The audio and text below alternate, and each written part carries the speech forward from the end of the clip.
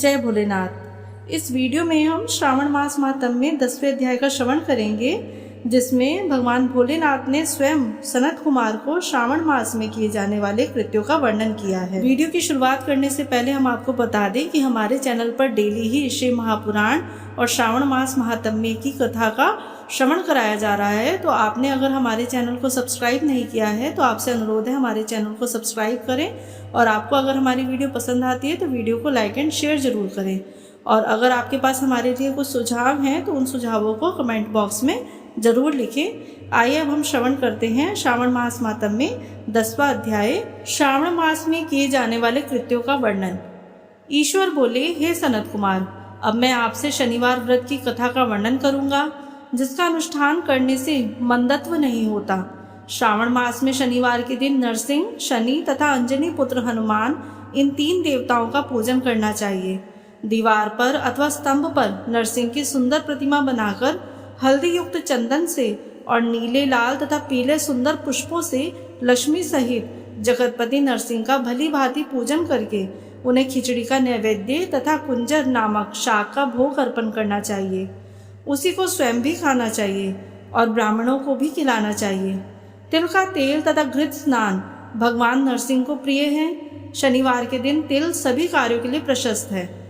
शनिवार के दिन तिल के तेल से ब्राह्मणों तथा सुवासिनी स्त्रियों को उपटन लगाना चाहिए तथा कुटुंब सहित स्वयं भी संपूर्ण शरीर में तेल लगाकर स्नान करना चाहिए तथा उड़द का भोजन ग्रहण करना चाहिए। इससे भगवान नरसिंह प्रसन्न होते हैं। इस प्रकार श्रावण मास में 4 शनिवारों में इस व्रत को करना चाहिए। जो ऐसा करता है उसके घर में स्थिर लक्ष्मी का वास रहता है और धन धान्य की समृद्धि रहती है। पुत्रहीन व्यक्ति पुत्र वाला हो जाता है और इस लोक में सुख भोग कर अंत में वैकुंठ प्राप्त करता है। नरसिंह की कृपा से मनुष्य की चारों दिशाओं में व्याप्त रहने वाली उत्तम कीर्ति होती है। हे सौम्य, मैंने आपसे नरसिंह का यह उत्तम व्रत कहा। हे सनत कुमार, अब शनि की प्रसन्नता के लिए जो करना है उसे सुनिए। एक लंगड़े ब्राह्मण और उसके अभाव में किसी ब्राह्मण के शरीर में तिल का तेल लगाकर उसे उष्ण जल से स्नान कराना चाहिए और श्रद्धापूर्वक नरसिंह के लिए बताए गए अन्न अर्थात खिचड़ी उसे खिलानी चाहिए। उसके बाद तेल, लोहा, काला तिल, काला उड़द, काला कंबल प्रदान करना चाहिए। इसके बाद व्रती यह कहे कि मैंने यह सब शनि की प्रसन्नता के लिए किया है, शनिदेव मुझ पर प्रसन्न हो।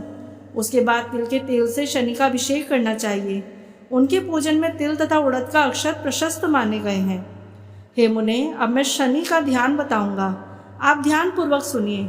शनेश्वर कृष्ण वर्ण वाले हैं, मंद गति वाले हैं, कायस्प गोत्र वाले हैं, सौराष्ट्र देश में पैदा हुए हैं, सूर्य पुत्र हैं, वर देने वाले हैं, दंड के समान आकार वाले मंडल में स्थित हैं, इंद्रनील मणि तुल्य कांति वाले हैं, हाथों में धनुष बाण त्रिशूल धारण किए हुए हैं, गीत पर आरूढ़ हैं, यम इनके अधिदेवता हैं, ब्रह्मा इनके प्रत्यधिदेवता हैं। ये कस्तूरी अगुरु का गंध तथा गुगुल का धूप ग्रहण करते हैं। इन्हें खिचड़ी प्रिय है। इस प्रकार ध्यान की विधि कही गई है।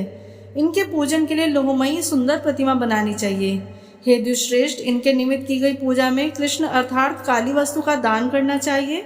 ब्राह्मण को काले रंग के 2 वस्त्र देने चाहिए और काले बछड़े सहित काली गौ प्रदान करनी चाहिए। विधि पूर्वक पूजा करके इस प्रकार प्रार्थना तथा स्तुति करनी चाहिए। आराधना से संतुष्ट होकर जिन्होंने नष्ट राज्य वाले राजा नील को उनका महान राज्य पुनः प्रदान किया, वे शनिदेव मुझ पर प्रसन्न हो।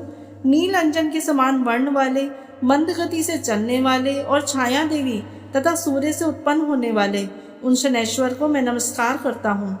मंडल के कोण में स्थित आपको नमस्कार है। पिंगल नाम वाले आप शनि को नमस्कार है। हे देवेश, मुझे दीन तथा शरणागत पर कृपा कीजिए। इस प्रकार स्तुति के द्वारा प्रार्थना करके बार बार प्रणाम करना चाहिए।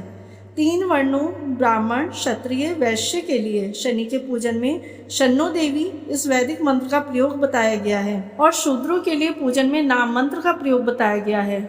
जो व्यक्ति दत्तचित्त होकर इस विधि से शनिदेव का पूजन करेगा उसे स्वप्न में भी शनि का भय नहीं होगा। हे विप्र, जो मनुष्य श्रावण मास में प्रत्येक शनिवार के दिन भक्ति पूर्वक इस विधि से इस व्रत को करेंगे, उन्हें शनैश्वर के द्वारा लेश मात्र भी कष्ट नहीं होगा।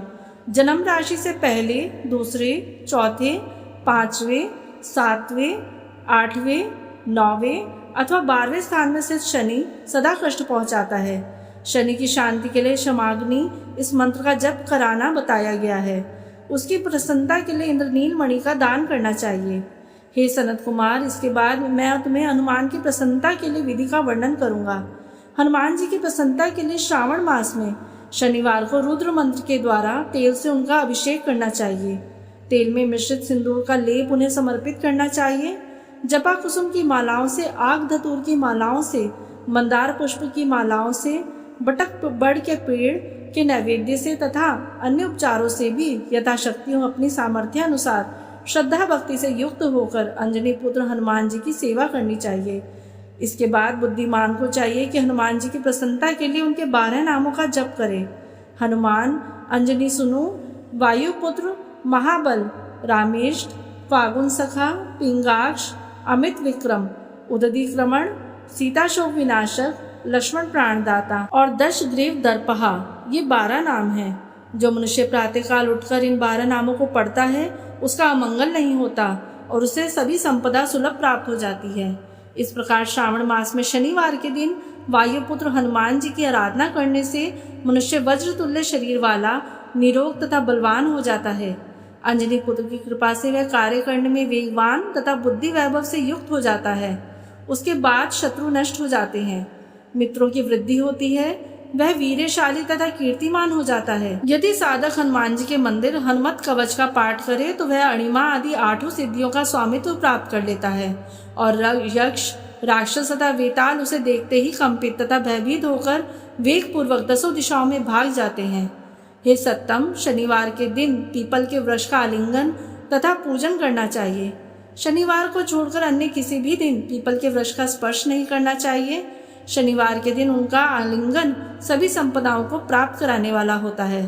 प्रत्येक मास में 7 वारों में पीपल का पूजन फलदायक है, किंतु श्रावण मास में यह पूजन अधिक फलप्रद है। इस प्रकार श्री स्कंद पुराण के अंतर्गत ईश्वर सनत कुमार संवाद में श्रावण मास माहात्म्य में शनैश्वर नरसिंह हनुमत पूजा आदि शनैश्वर प्रत्यकथन नामक 10वां अध्याय पूर्ण हुआ। ओम नमः शिवाय।